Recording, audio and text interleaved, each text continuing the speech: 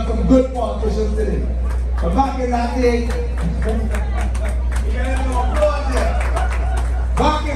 we had some bad politicians like Woodford. And Woodford wrote a note and dispatched it on horseback to Carrillo. Continued his debauchery in the mission. Woodford was so racist that he did not try to stop Africans from owning land, from reading.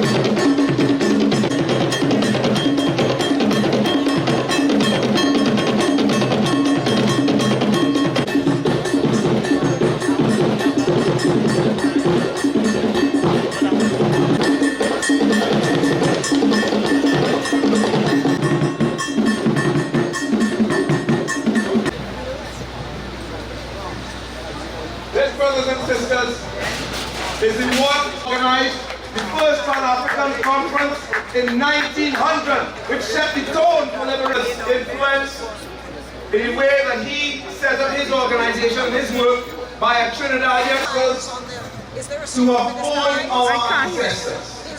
And the vast majority of that the moral consent emancipation that is about to emerge in this new environment. And let me tell you, it's not a fate. Brothers and sisters, let us welcome Dr. the Honorable Keith Rowley, Prime Minister of the Republic of Trinidad and Tobago, and Mrs. Rowley.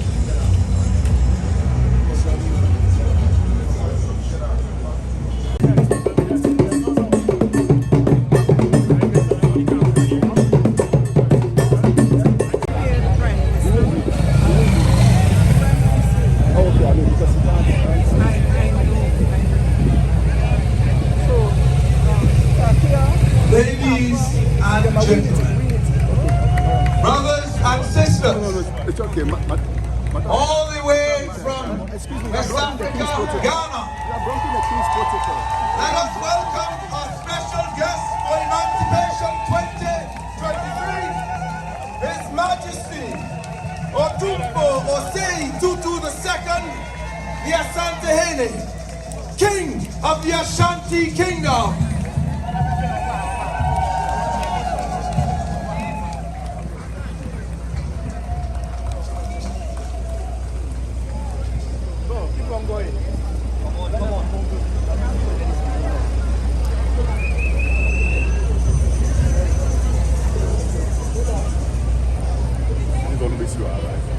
Once again, brothers and sisters, a warm welcome. Let our brothers and sisters of the continent feel that welcome this time. With our voices, with our hands, let us welcome His Majesty Otumbo Osei Tutu II, the Asantehene, the King of the Ashanti Kingdom.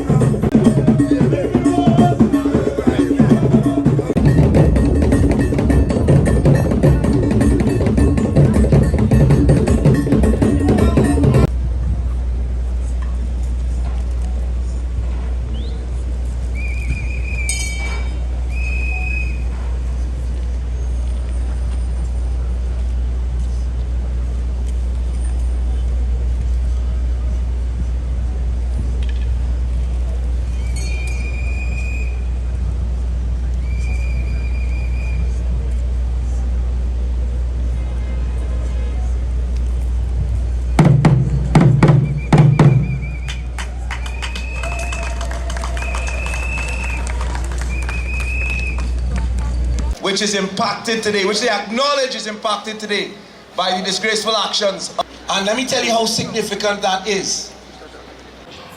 Akwaba Ababa Rima, I greet you in the name of our glorious and courageous ancestors, those near and those far, requesting respectfully that they render mercy and bear witness to our words and deeds this Emancipation morning.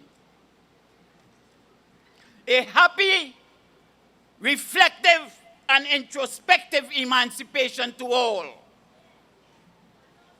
All members of the national community, all members of the regional community, and all members of the international community. Happy emancipation to all.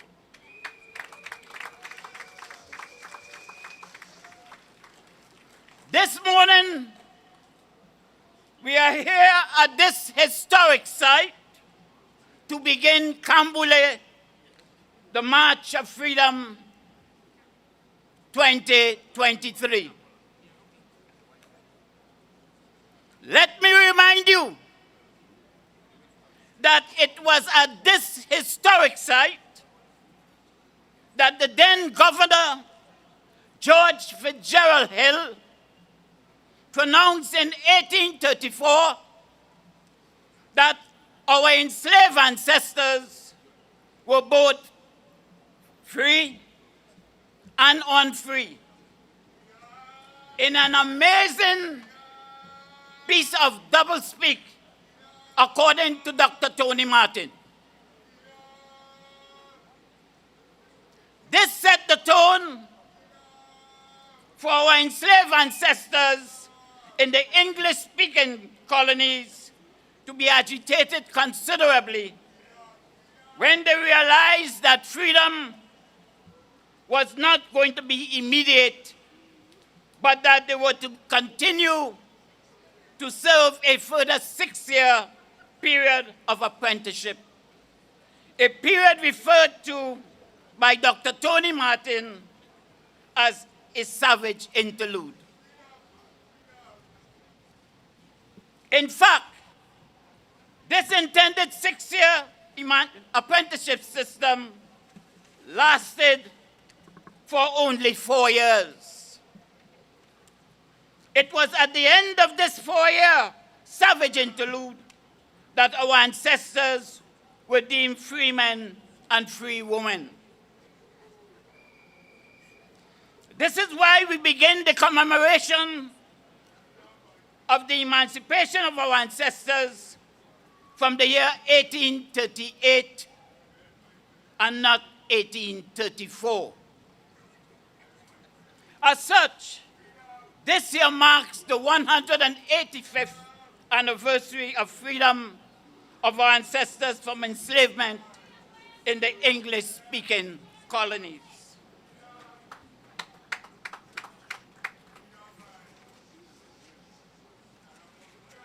Undoubtedly, our existence as an African people did not begin in enslavement. So we are here in remembrance of all our ancestors who, according to Professor James Small, left us a legacy of great civilization, a body of literature, both written and oral, as well as the great institutions of philosophy, science, and religion in Kemet, now known as Egypt, Nubia, Ethiopia, West Africa, an area where our Royal Majesty and his ensemble came from, Zimbabwe and South Africa, just to name a few. In addition, we are here to remember and pay our respects and appreciation to our ancestors who survived the disruption of their communities and the rupturing of their lifeline on the African continent.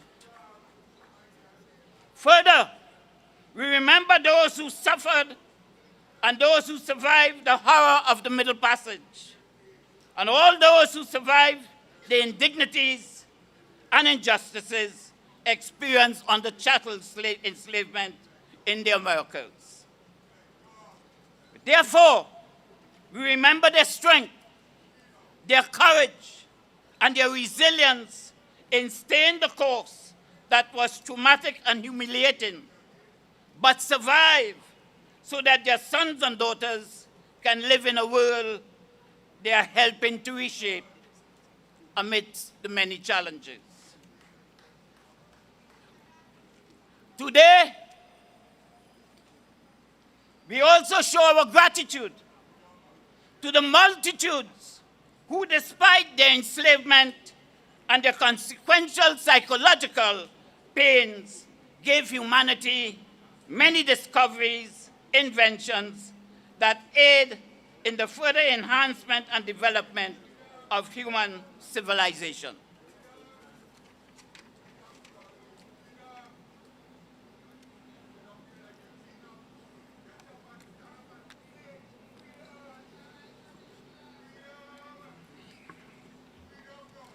Now, African conception teaches us that as we remember our ancestors through the libation we are about to pour, what in fact we are doing is keeping them alive, thus energizing our national and international communities positively.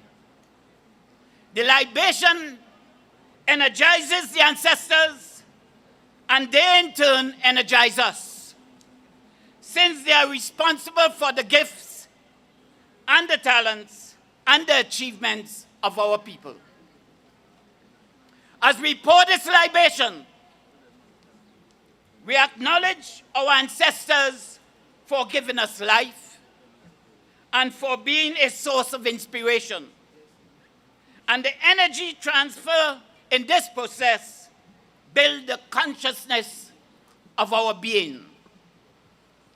This consciousness will liberate the mind and empower us in efforts to continue the growth and development of our community, thus confronting the many contemporary challenges we face as a people, now and in the future, with dignity and courage.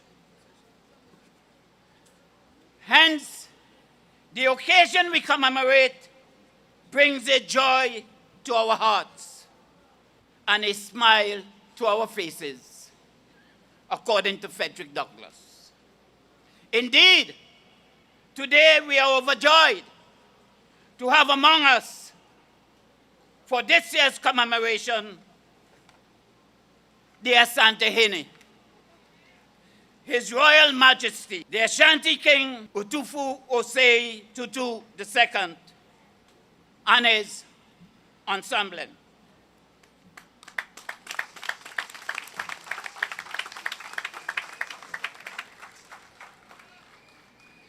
The Asantehene has come from one of the many doors of no return along the west coast of Africa.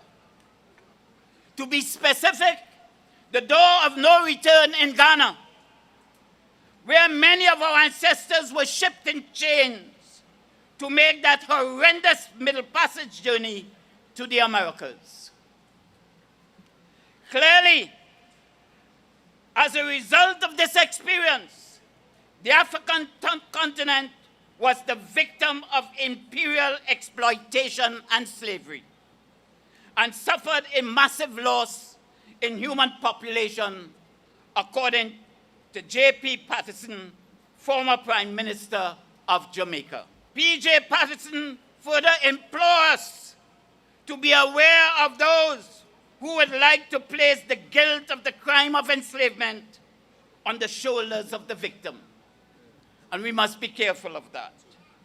Nonetheless, the efforts of our ancestors have lit the pathways for those of us who have since come into this world and continue to be a light to our contemporary efforts.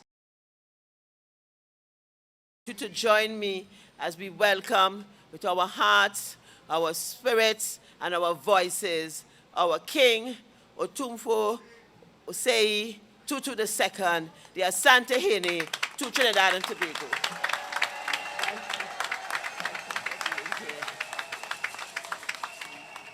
It's a special good morning to our Prime Minister of Trinidad and Tobago, Dr. Rowley, Keith Rowley, yes, and Mrs. Rowley, welcome.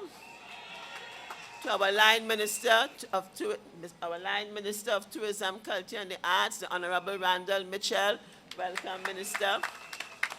And to all the other ministers who are here with us, all our special guests, all the chiefs, the entire entourage, the dancers, the drummers, all of those who have come here to celebrate this 185th anniversary of emancipation in Trinidad and Tobago. And when I look upon you, you always make me want to sing. And my voice is saying, oh Lord, what the freedom morning come. What we say? Amber Tyler. Yes, the freedom morning come. Oh, freedom morning come. Tyler. That's how our ancestors would have felt many, many years ago. And it is that inspired display that we call Freedom Morning Come every year. You all know I'm not a good singer, so forget that part. Right? But I just want to say welcome. I don't want for a long conversation at this time. I know you've been standing in the sun for a while, but your spirits and your energy are so powerful. And I thank you this morning for being your beautiful selves, your regal selves, your powerful selves, because you can feel the energy. And that's what is most beautiful about Emancipation Morning. And with our diaspora energy, and this energy that we are also feeling from the continent, I know that we know who we are this morning. And who are we? Africans. Who are we? Africans. Who are we? Africans. Power to you, my brothers and sisters. Ashe. Minister of Tourism, Culture and the Arts. Let's welcome him with a lusty round of applause. Ladies and gentlemen, 185 years ago on this day, one of the darkest chapters in our collective past came to an end. The occasion of the emancipation of African enslaved people in the British colonies. Today, as we gather on this auspicious celebration of Emancipation Day, I stand before you as Minister of Tourism, Culture and the Arts with a heart full of gratitude. We commemorate the resilience and strength of our ancestors who fought tirelessly for freedom and dignity. It is a day of remembrance and reflection, a day that holds deep significance in shaping the tapestry of our nation. So today, I too am pleased to welcome His Royal Majesty, who is present with us to share in our celebration of freedom and growth as a people. As the Minister with responsibility for culture, I wish to emphasize the crucial role that our cultural heritage plays in shaping our national identity. Our cultural heritage is the bedrock of our identity. Emancipation Day also provides us with the opportunity to demonstrate our cultural tourism offerings, which has the power to invigorate local communities, boost small businesses, and generate employment opportunities. It is a catalyst for showcasing our vibrant culture and heritage to the world. And we will continue to promote the unique cultural offerings of Trinidad and Tobago. In celebrating the 185th anniversary of the emancipation of our ancestors, we must now recognize that freedom is not just about physical bonds that have been broken. It is about fostering an environment that enables all citizens to thrive and to create opportunities for our citizens to achieve our fullest potential. Although today marks the close of this year's Pan-African Festival, the Ministry of Tourism, Culture and the Arts will continue to be a proud supporter of this initiative. We commend the work of the Emancipation Support Committee as you seek to bring this festival to global audiences and invite the world to pay homage to our African identity, history, and legacy. The ministry remains committed to investing in our culture and the cultural development of all our art forms. This festival continues to be a catalyst for the tourism and cultural industries, as well as a platform for African stories to be elevated to prominence, for African artists and entrepreneurs to gain exposure, and for the young to be educated in our history. And what it is, not for the reward of our ancestors. The freedom we have to grow and to build, to achieve and to inspire, the freedom to heal and to hope for a brighter future. May we all continue to live free and to our fullest potential. Happy Emancipation to all Trinidad and Tobago. In this country, we want to be our best selves in this moment. I want us to welcome to the podium let me get this protocol, you can't miss this protocol. Dr. the Honorable Keith Rowley, Prime Minister of the Republic of Trinidad and Tobago. Ministers of government, paramount chiefs of the Ashanti Kingdom, Queen Mothers of the Ashanti Kingdom, Ms. Zakia Uzuma Wadada, Chairman of the Emancipation Support Committee, Members of Parliament, members of the Emancipation Support Committee all, brothers and sisters, welcome to our Emancipation celebrations.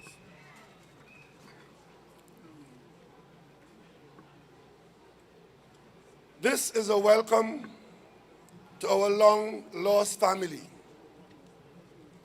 I speak of loss because it was a loss, calculated over centuries. It was one that forcefully sent millions of African people to this side of the globe, with the vast waters of the Atlantic separating us, disconnecting us from our African ancestry. For us, the concept of history was Europe's. History was theirs, and it was ours. We were told and taught for many years that Africa was a dark continent. Its people primitive, for some even subhuman. Its civilization also dark, foreign, and in many references, it did not even exist. In the eyes of some, even today, the melanin in our skin condemned us to derision and discrimination. So generations of the enslaved on this side of the Atlantic grew up knowing little or nothing of Africa's history, the diversity and greatness of its peoples, its ethnicities, its empires, their wars of resistance to European domination, and of Africa's contribution to world civilization. Worst of all, on this side, we never truly enjoyed the genuine bonds of our blood and family relations with Africa. So today is indeed a significant day. It is significant to our citizens of African descent, and particularly to our younger generation, many of whom are witnessing and discovering for the first time the presence, stature, and majesty of African royalty in our midst.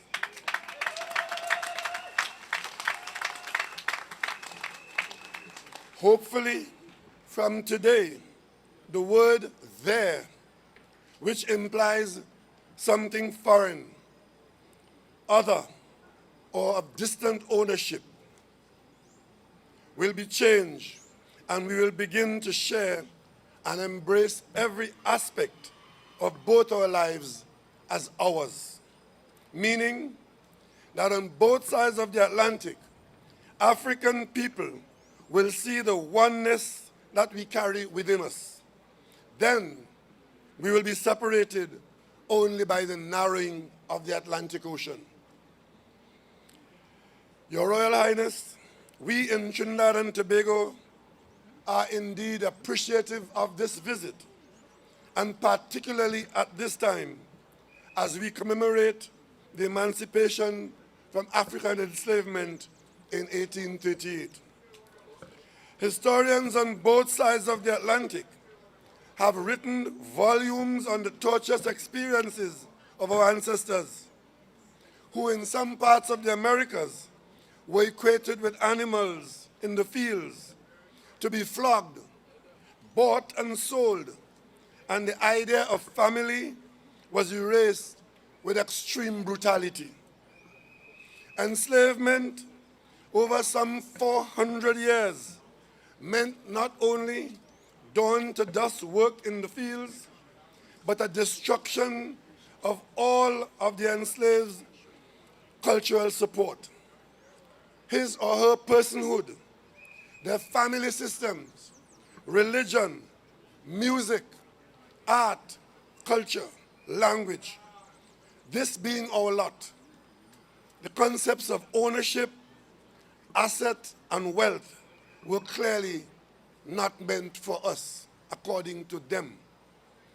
One historian describes us, the descendants of the enslaved, as victims of an African cultural holocaust. Another historian suggests that there should be a middle passage plan for Africans, with Europe giving reparations to areas of the diaspora, similar to the reconstruction designs of the Marshall Plan, which was effected after World War II. You will no doubt be familiar with the continuing efforts and appeals in this area to the former European colonizers.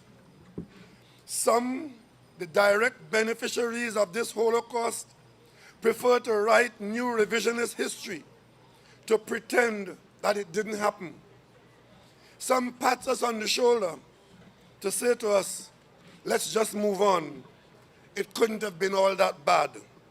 And most recently, bold-faced morons are now even suggesting that we should be grateful for, according to them, benefits that were bestowed, unquote, upon us by slavery through language and acculturation.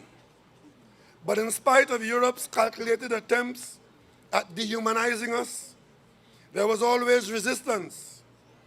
As C.L.R. James, one of Trinidad and Tobago's foremost literary figures, concluded, African slaves fought back powerfully with the contents of their minds, the memories, the logic, and the resilience of the people. I speak proudly today that what C.L.R. James identified some 80 odd years ago continue to be realized in the contributions of citizens of Trinidad and Tobago to the world stage. For example, we have created and given the world our steel pan, our calypso, our soca music. We have gone on to influence musical forms even in Africa. We have done so, creating the world's first gas-based economy, developed innovations in the oil industry, established the world-class Point Lisa's industrial estate. We can cite our achievements in sport, literature, education, and many other fields, with our scholars occupying major positions at many locations around the world. We are also proud that after serving on the United Nations Security Council at an earlier time, this September, our country will assume the presidency of the United Nations General Assembly. We in Trinidad and Tobago have not been that distant to not have observed and pay homage to you, your Royal Majesty. We have recognized your personal background, your preparatory early work, life and training in the United Kingdom and Canada, and we acknowledge your achievements, particularly your Pillar of Peace Award for the settlement of differences between two royal families, and of course, your Chancellorship of the Kwame Nkrumah University of Science and Technology. I should note here today that the founding father of Trinidad and Tobago, first Premier and first Prime Minister, Dr. the Honorable Eric Eustace Williams, a colossal figure in the decolonization period of the 1950s and 60s, was a close friend and fellow traveler of your President Kwame Nkrumah. This too can be said of CLR James, who I mentioned earlier, and also George Padmore, another distinguished son of this soil and a guide to Ghana's independence. He was certainly one of the significant figures in the early Pan-African movement in London. We are proud to acknowledge and understand that Padmore's name continues to be treated with its much-deserved respect in Ghana. The existence and featuring of the George Padmore Library in Accra is testimony of our long and trusted bonds. On behalf of the people of Trinidad and Tobago, I had the opportunity to kneel and plant a tree in the yard of that library. I am told that it is glowing gloriously and beautifully. I admit that I am personally interested in this aspect with the hope that, along with the commercial prospects in the hydrocarbon business that have been discussed earlier between our people and our governments, there could be some measure of continuous collaboration and exchange between your university and our University of the West Indies and the University of Trinidad and Tobago, as both our regions continue to focus on the advancing technologies and other disciplines as we travel into the 21st century. Your Royal Highness, again, on behalf of all the people of Trinidad and Tobago, particularly on behalf of the African people of Trinidad and Tobago, welcome to Trinidad and Tobago and our Emancipation Day 2023.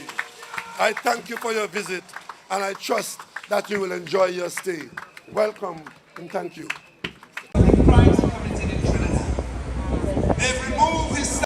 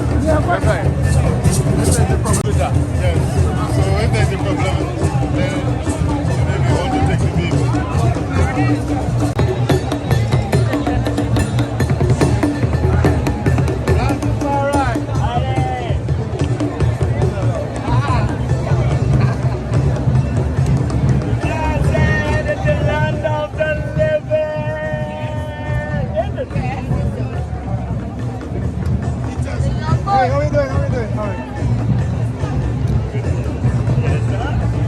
Love it. Enjoy it.